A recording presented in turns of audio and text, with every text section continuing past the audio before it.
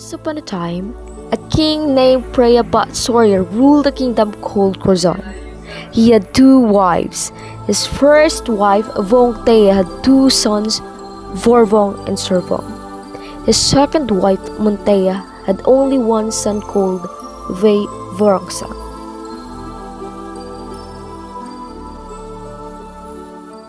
As the years passed and the three princes grew up together,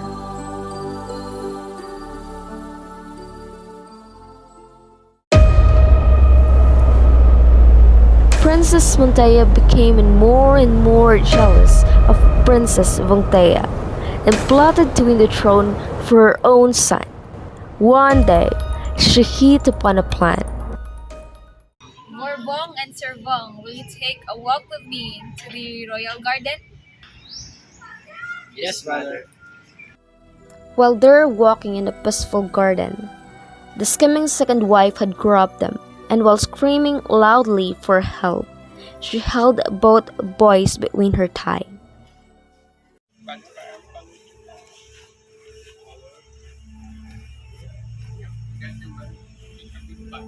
Ouch! What happened, mother? What happened? Oh, my feet! What happened? Ouch! What happened? My feet!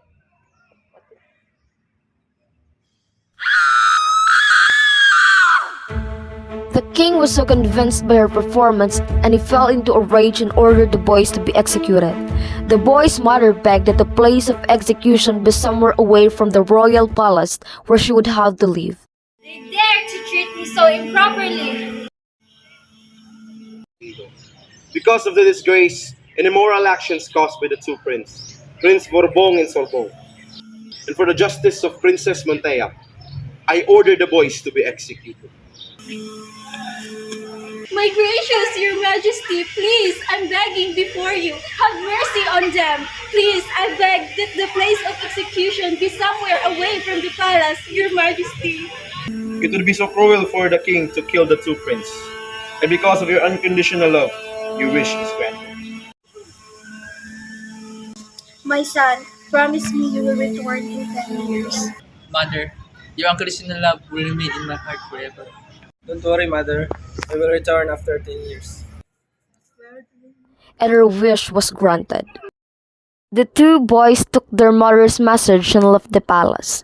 They wandered in the forest for many days, sleeping only when they were too exhausted to walk any further. From heaven, the Brahman god Indra looked down on the boys and felt pity.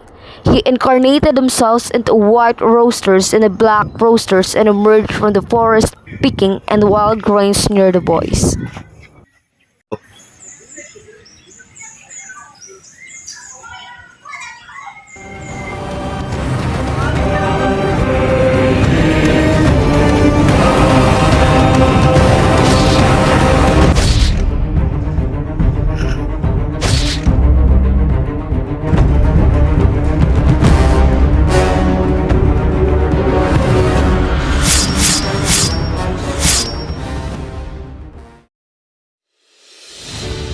Seven months later, the boys were still traveling, and when they reached a rest hole in the forest in the kingdom of Controproy, they decided to stop for a night. The ruler of this kingdom was just died, and these mandarin were scouring the country in search of a new king. The procession stopped in front of the rest hole just as Servong awoke.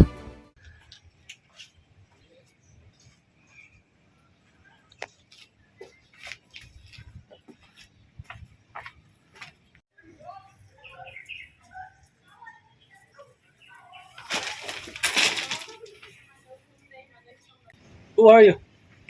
You're a prince, right? Yes. You must hold our throne. I bring my brother.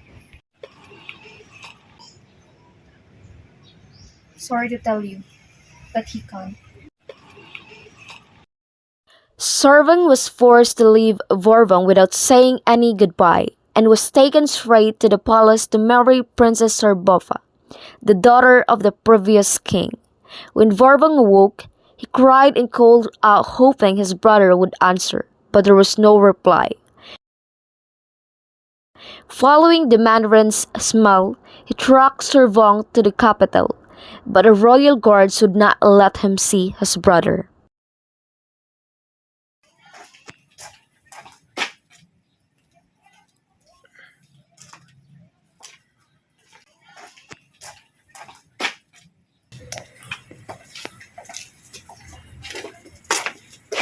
Let me pass the gate. I cannot do that. My brother is your king. We cannot let the stranger to enter without order. You better leave the palace.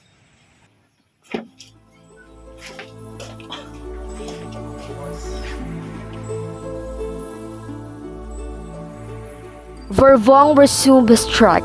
He walked for 5 days and nights before arriving at the home of an old woman near the royal palace of another ruler called King Turanet.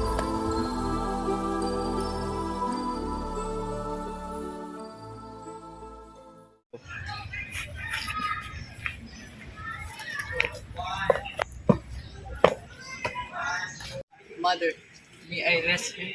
Of course.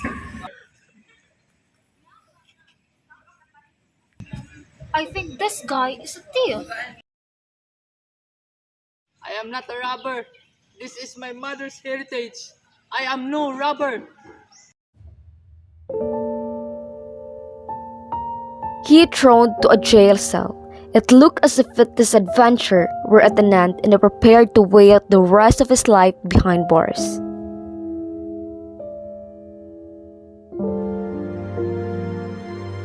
One day, a cruel giant came to eat the innocent people of a neighboring kingdom, whose ruler was a close ally of King Tranet.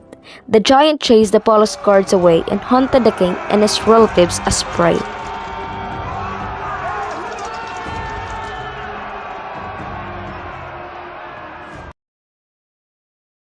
I'm looking for anyone who can help me to fight this giant.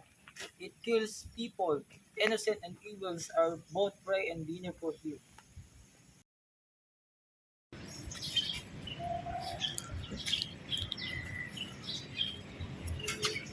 What? What's the noise outside? What's happening? The king is looking for someone who can kill the giant. Me. I can kill the giant. Tell the king that I can kill the giant.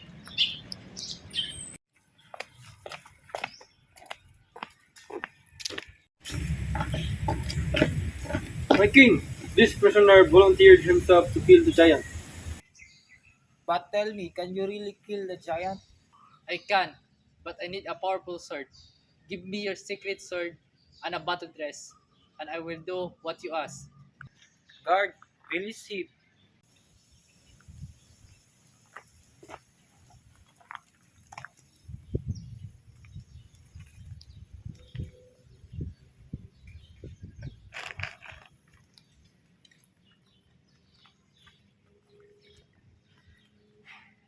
Vervong was a boy who had earned much merit in his previous life.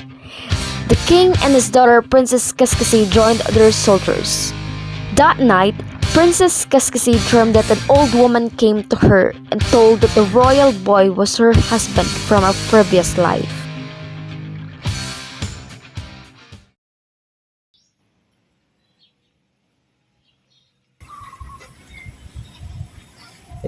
Where are they?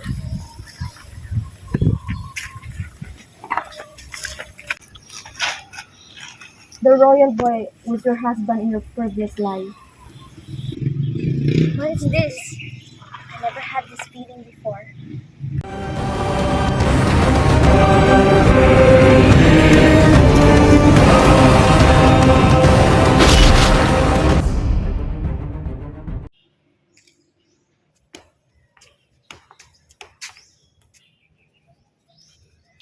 I am beyond grateful of your braveness. You have proved to me that you are a very powerful man. I name you successor to my crown and offer you my daughter, Princess Iskisei. Vervong now found a ruler with a queen, but Vervong had not forgotten his mother's request to return nor his brother. It's been a while, brother. My heart is full to see you in a good condition, with a royal robe and crown. I heard about what happened, and I praise your braveness and I admire you for that. I'm grateful for you. And brother, have you not forgotten our promise? I did not. Every day, I always put it in my heart. I always pray to heaven that time will come very soon. I hope mother is in good hands. I am praying in heaven for that. Therefore, you have your soldiers, I have my soldiers. Anantik, this is the right time to visit our homeland once again. After a long and difficult journey, the two were reunited and their combined armies marched on their former homeland. They learned that their father, Prayabat Surya, kept their mother locked in an iron cage, accusing her for being evil, and had given the throne to their young half-brother. When their half-brother, King Vaivosa, saw the two armies, he retaliated with his own elephant troops and fought the battle.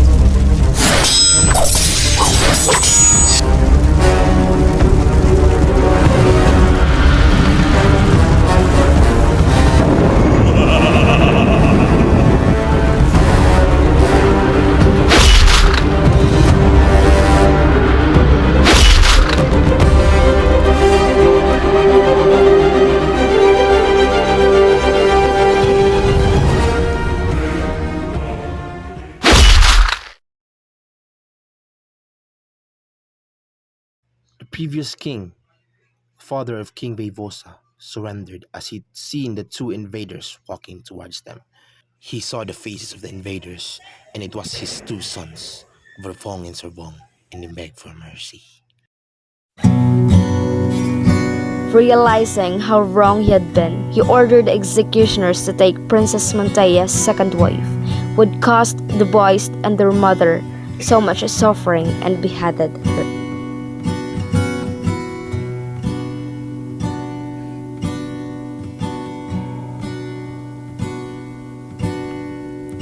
Wake from your sleep, the drying of your tears today.